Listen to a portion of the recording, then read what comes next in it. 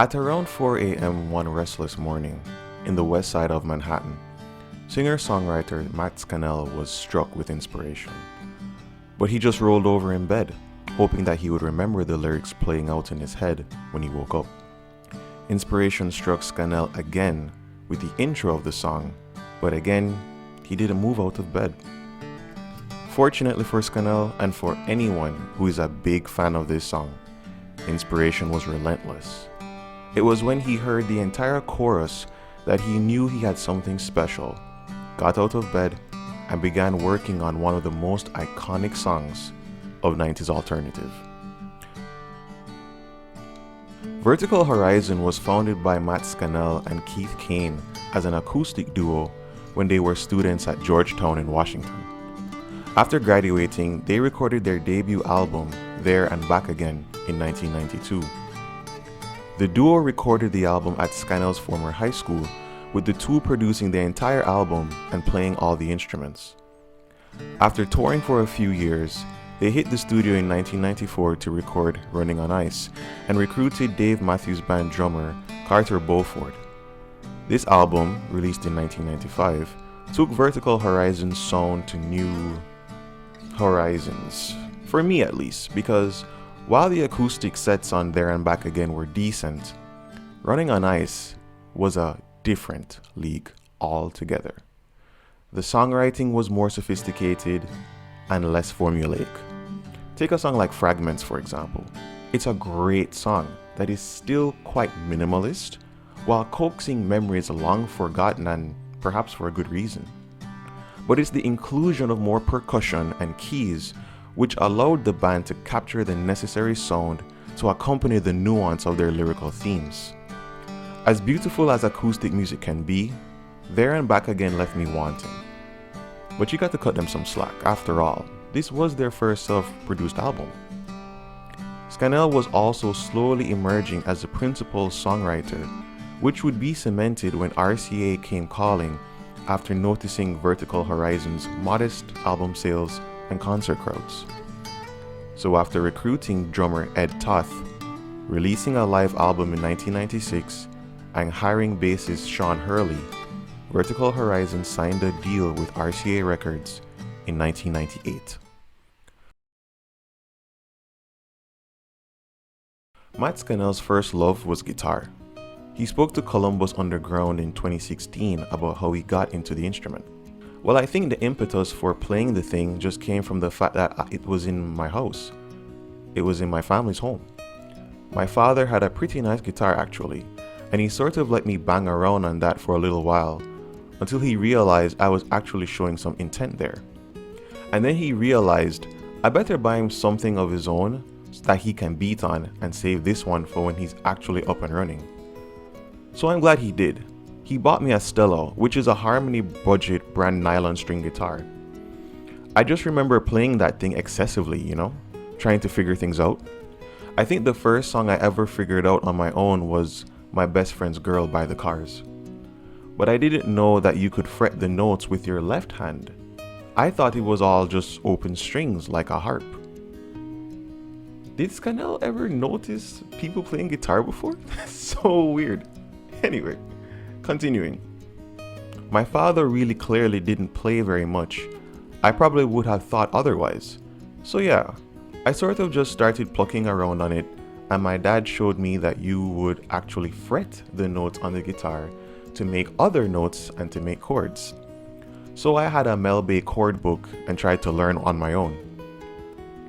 After a few years, I took some guitar lessons at my school and I officially became just completely obsessed and spent nearly every free waking moment playing the thing.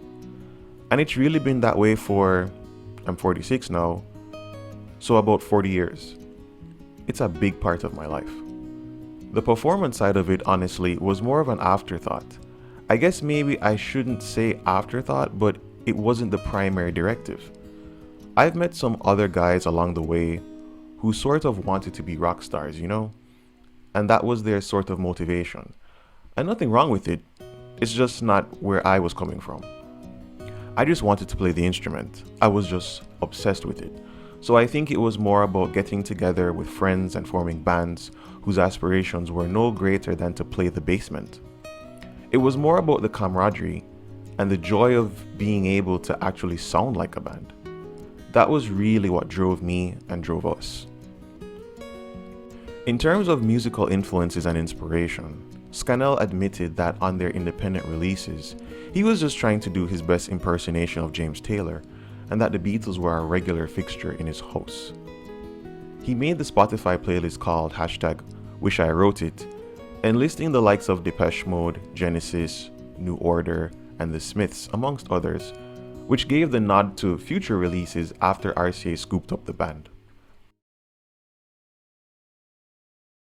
Vertical Horizon's fourth album and their first major label release was titled Everything You Want. Yes, just like the song. The band hit the studio in 1998 and released the album in June 1999.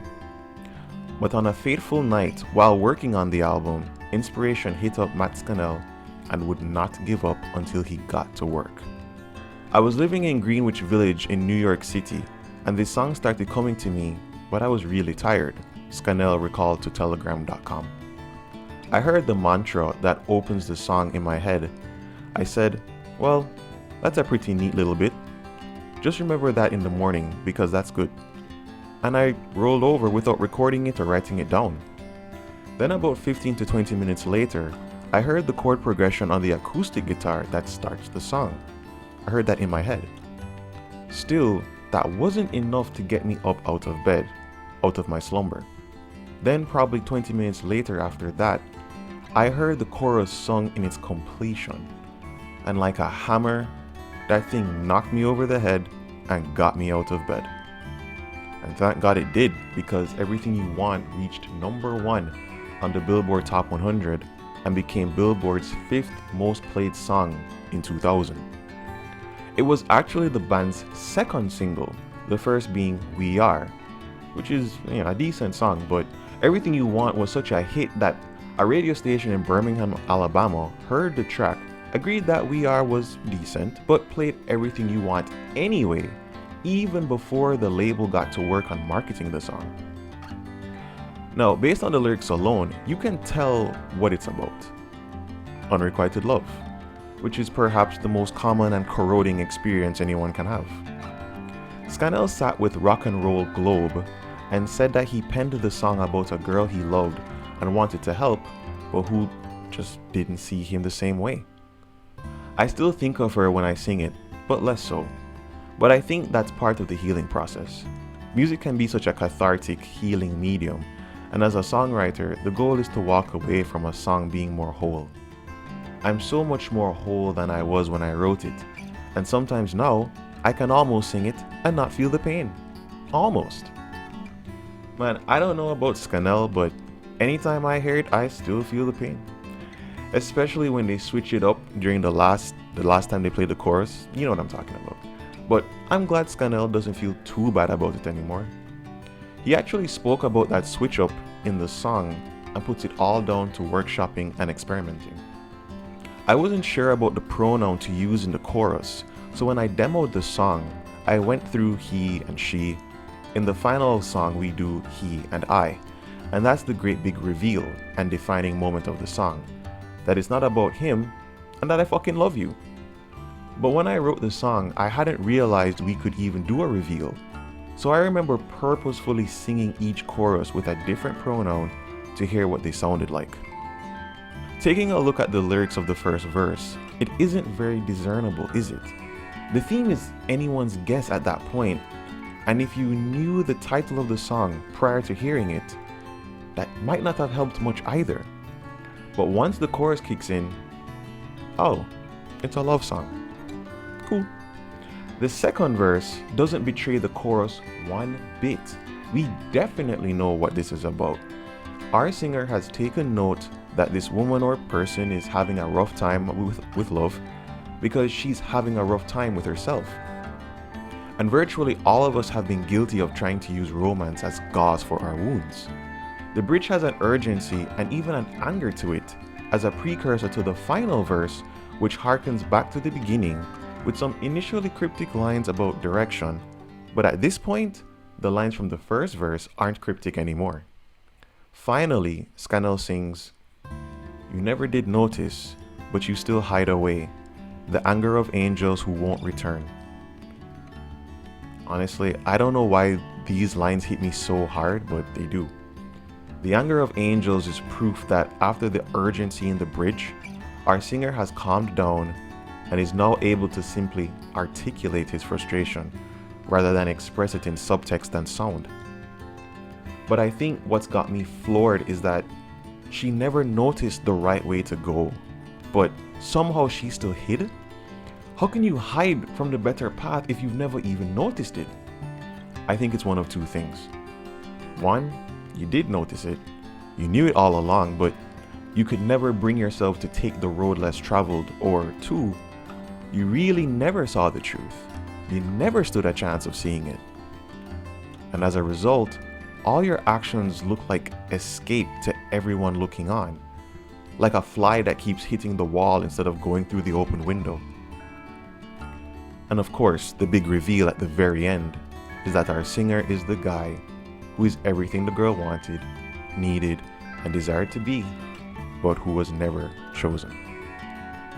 This song plays out behind an extremely deceptive but also accurately sinister pop rock instrumental, which incorporates that expansive sound the band enjoyed after their first stint as acoustic dudes. To me, the song feels like a sunny day with no problems, but then you look up at the sky and you see this coming storm. And so you have to turn your back to it and focus on the sun and the warmth, but deep down you know the flood's coming and there's nothing you can do but enjoy the warmth while you can. It's an absolute triumph of a song.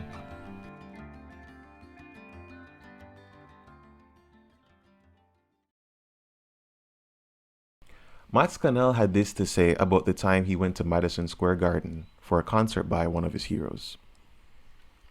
"I went to see Billy Joel, and when it was time for him to play Piano Man, we sang it so loud in the audience that he couldn't even sing himself. So he just played it through. I still get goosebumps thinking about it. That's probably the highest compliment a songwriter can receive. For people to sing their song with such conviction that you can back off the microphone and be drowned out. And I experience that almost every time we play Everything You Want." Thanks for watching.